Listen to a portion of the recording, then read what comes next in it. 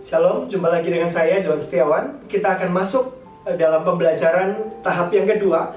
Kita sudah belajar yang pertama-tama tentang prinsip pemuritan Tuhan Yesus, pemilihan, selections. Kita akan masuk bagian selanjutnya, yaitu prinsip persekutuan atau associations.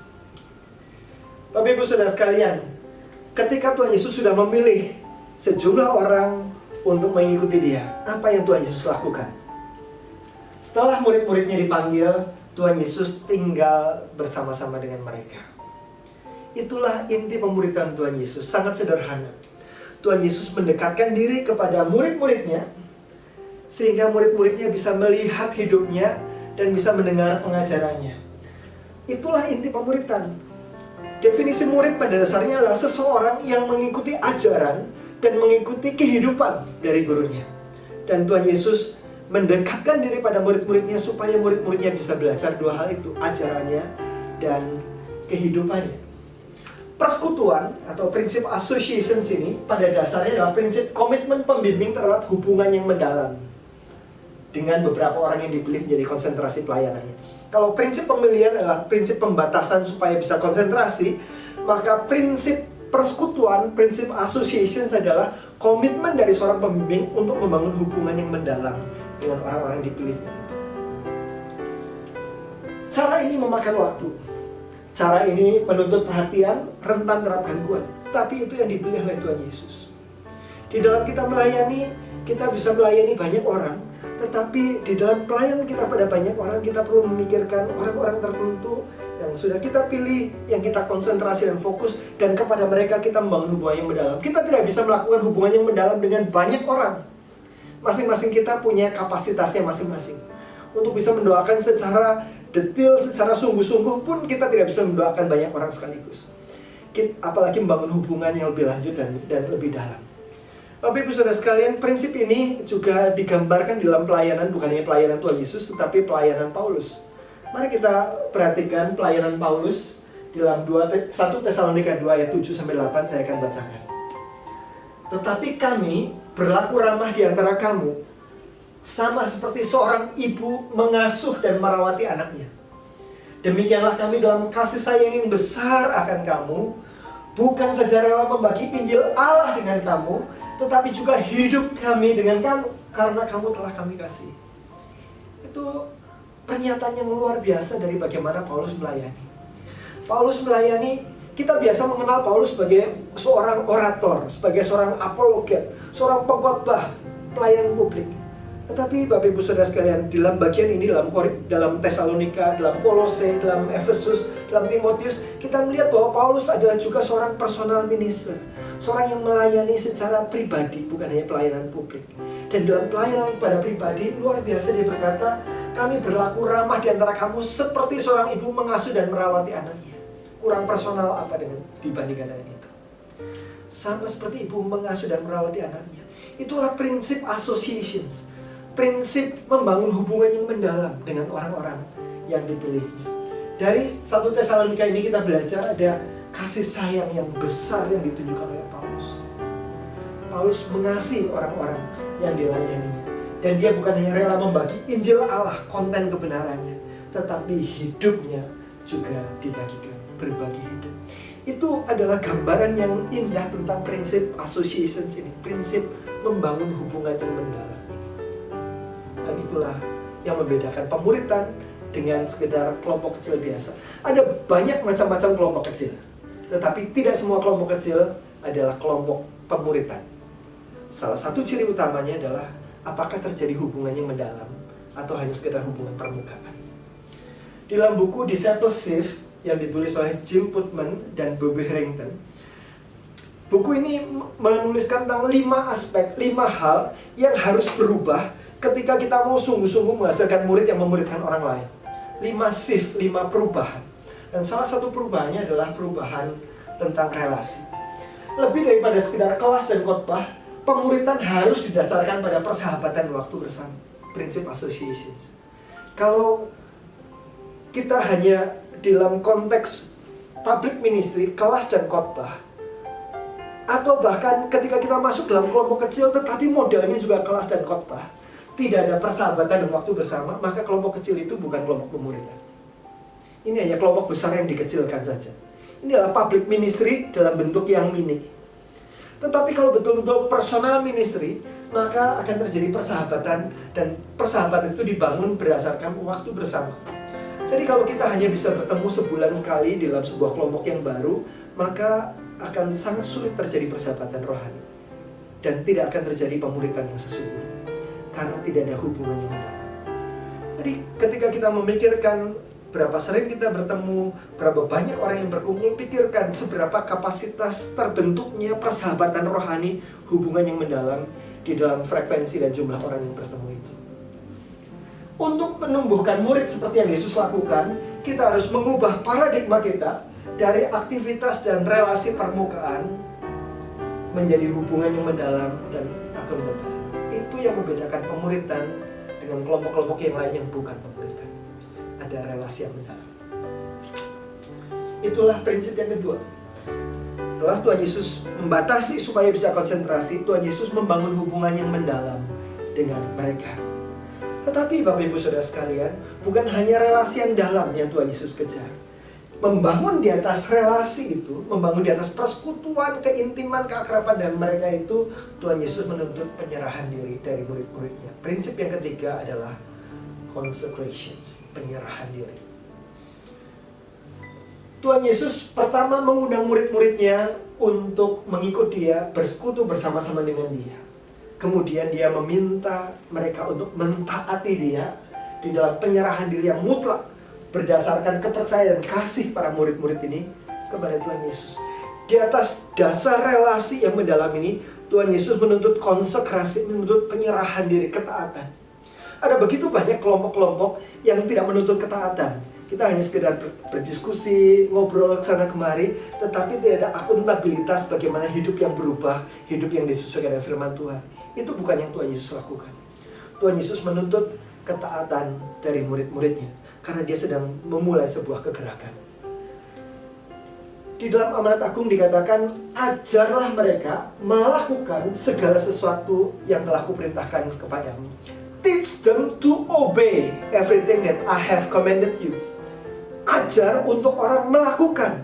Ajar orang untuk mengalami perubahan hidup, perubahan ketaatan, perubahan perilaku, perubahan sikap. Bukan hanya diajar untuk kita bisa berdiskusi saja. Teach them to obey. Consecrations. Kembali kita melihat kehidupan dan pelayanan Paulus sebagai pembanding. 1 Tesalonika 2, masih dalam pasal yang sama, ayat 10 dan 11 saya bacakan. Kamu adalah saksi, demikian juga Allah, betapa saleh, adil, dan tak bercacatnya kami berlaku di antara kamu yang percaya. Kamu tahu betapa kami seperti bapa terhadap anak-anaknya, telah menasihati kamu dan menguatkan hatimu seorang demi seorang, dan meminta dengan sangat supaya kamu hidup sesuai dengan kehendak Allah yang memanggil kamu ke dalam kerajaan dan kemuliaannya. Kalau tadi Paulus menggambarkan dirinya seperti ibu, prinsip persekutuan, maka di dalam bagian ini Paulus menggambarkan dirinya seperti bapa, prinsip penyerahan diri atau consecrations. Di sana Paulus mengatakan bahwa Paulus ingin supaya orang-orang yang dilayani hidup sesuai dengan kehendak Allah. Dan untuk itu dia menunjukkan melalui keteladanan hidup betapa saleh, adil, dan tak bercacatnya kami berlaku di antara kamu. Ini loh kehidupan yang seharusnya kamu miliki. Paulus memberikan keteladanan itu. Dan bukan hanya memberikan keteladanan, tapi Paulus menasihati, menguatkan hatimu dan meminta dengan sangat untuk orang-orang menyerahkan diri, hidupnya diubahkan dan dibentuk. Paulus melakukannya seorang demi seorang. Kembali lagi kita melihat di sini prinsip tentang personal ministry, bukan sekedar public ministry. Ada teladan, ada dorongan. Bapak Ibu Saudara sekalian, Tuhan Yesus sedang melatih pemimpin-pemimpin dalam kerajaannya. Kelompok kecil bukan sekedar kelompok kecil untuk sekedar saling support group, bukan itu saja. Tetapi pemuridan adalah menghasilkan pemimpin-pemimpin rohani. Dan itu yang sedang dilakukan oleh Tuhan Yesus di antara murid-muridnya. Jika mereka mau dipersiapkan dan diperlengkapi untuk melayani, mereka harus membayar harga dari ketaatan itu. Kita mengingat bahwa suatu saat Tuhan Yesus dicari banyak orang. Kemudian Tuhan Yesus melakukan mujizat yang luar biasa, memberi makan 5.000 orang. Dan orang-orang ini kemudian mencari Tuhan Yesus di mana berada untuk mengikuti Dia. Dan Tuhan Yesus mulai mengajarkan pengajaran-pengajaran yang keras kepada mereka. Dan dikatakan dalam Yohanes pasal 6 itu, mulai pada saat itu orang banyak mulai meninggalkan Tuhan Yesus. Jadi di awal popularitas pelayanannya Tuhan Yesus luar biasa. Kemudian ada satu titik di mana orang mulai meninggalkan Dia ketika Dia mulai mengajarkan pengajaran-pengajaran yang keras. Dan apa yang Tuhan Yesus katakan kepada murid-muridnya yang masih tinggal? Apakah Tuhan Yesus bilang, aduh mereka memang tidak setia, tetapi kamu yang setia, udah kamu bersama-sama dengan saya saja ya, begitu? Ataukah hal lain yang Tuhan Yesus lakukan? Tidak. Tuhan Yesus katakan kepada orang-orang yang masih tinggal, kenapa kamu tidak ikut pergi juga? Perkataan yang keras. Sangat susah jadi marketing manajernya Tuhan Yesus pada saat itu. Ini orang-orang yang masih tinggal juga ditantang, kenapa kamu tidak ikut pergi juga? Tuhan Yesus men-challenge mereka untuk menjadi orang-orang yang diperlengkapi dan dipersiapkan bagi sebuah kegerakan. Bukan sekedar orang yang berkumpul di dalam associations. Itulah prinsip yang ketiga, bukan hanya sekedar persekutuan tetapi menuntut penyerahan diri. Kita sudah belajar bahwa Tuhan Yesus memulai pelayanannya dengan memilih beberapa orang untuk mengikuti Dia, prinsip pembatasan dan konsentrasi. Dengan orang-orang yang sudah dipilih ini, Tuhan Yesus membangun hubungan yang mendalam dengan mereka. Itu prinsip association atau persekutuan. Dan bukan hanya bersekutu, Tuhan Yesus membangun di atas relasi yang mendalam ini tuntutan untuk penyerahan diri, ketaatan. Dan kita akan belajar prinsip selanjutnya, bukan hanya ketaatan yang dituntut, tetapi Tuhan Yesus memberdayakan mereka untuk bisa mentaati. Nah, ini menarik dan ini penting. Prinsip pemberdayaan atau impartation. Tuhan Yesus bukan hanya menuntut ketaatan mereka, tetapi ketaatan murid-muridnya juga diberi pemberdayaan, dimampukan oleh Tuhan Yesus untuk mereka bisa mentaati. Bagaimana caranya Tuhan Yesus mengimpartasi murid-muridnya, memampukan mereka untuk menyerahkan diri dan mentaati? Ada beberapa hal. Pertama, Tuhan Yesus memberikan pengaruh melalui kasih kepada mereka. Jadi kembali lagi pada prinsip yang kedua tadi, prinsip hubungan yang mendalam. Kasih itu membangun trust, membangun hubungan yang mendalam. Kasih ini bukan sekedar ketundukan pada aturan. Dan itulah cara Tuhan Yesus impartasi yang pertama. Tuhan Yesus mengasihi mereka. Dan yang kedua, Tuhan Yesus menularkan hidupnya kepada mereka melalui keteladanan. Bukan sekedar ketaatan pada perintah. Tuhan Yesus tidak hanya memberikan perintah, tapi Tuhan Yesus menunjukkan bagaimana mengerjakan hal itu. Dan impartasi melalui keteladanan ini seringkali kita kurang serius dalam memikirkannya. Ada banyak hal dalam kehidupan rohani yang tidak bisa diajarkan, hanya bisa ditularkan melalui keteladanan. Saya mengingat saya pernah bersama-sama dengan tim pelayanan melayani satu desa sesudah ada bencana alam di sana, gempa bumi. Dan kita sangat berhati-hati di dalam melakukan pelayanan sosial dan ingin membangun jembatan Injil kepada orang-orang di sana. Tetapi setelah sekian lama Injil tidak keluar dari mulut kami. Kami banyak membangun hubungan yang mendalam tetapi tidak memberitakan Injil. Sampai suatu saat ada seorang rekan misionaris yang melayani di satu tempat, kemudian datang mengunjungi kami dan kami bawa ikut ke desa itu. Tidak lama kemudian ketika bercakap-cakap, kita melihat dia sedang berdoa dengan seorang nenek. Dan dia katakan bahwa dia tadi sudah memberitakan Injil. Nenek ini memang belum mau terima Yesus, tapi mau diajak berdoa bersama. Dia mengumpulkan anak-anak, bermain, beraktivitas. Tiba-tiba Injil keluar dari mulutnya. Waktu dengan ibu-ibu yang sedang memasak, dia sedang berbicara, Injil keluar dari mulutnya. Kita yang bersama-sama pada saat itu melihat, wow, begitu mudahnya Injil keluar dari mulutnya. Dan sesudah bersama-sama melayani dengan dia, maka muncul keberanian dari teman-teman pelayanan kami untuk mulai menginjili juga. Bapak Ibu Saudara sekalian, kita bisa ikut kursus-kursus penginjilan dan itu penting memperlengkapi kita. Tetapi seringkali banyak hal akan mengalami terobosan di dalam diri kita ketika kita diimpartasikan orang melalui keteladanan. Ada banyak hal mengenai hal ini. Ada masa di mana salah satu aspek yang kurang bertumbuh dalam hidup saya adalah aspek doa kepada Tuhan. Dan saya melihat juga, meskipun saya belajar PA dengan orang-orang yang saya muridkan tentang doa, tentang macam-macam, saya melihat kehidupan doa orang-orang yang saya layani juga tidak terlalu bertumbuh banyak di dalam aspek itu.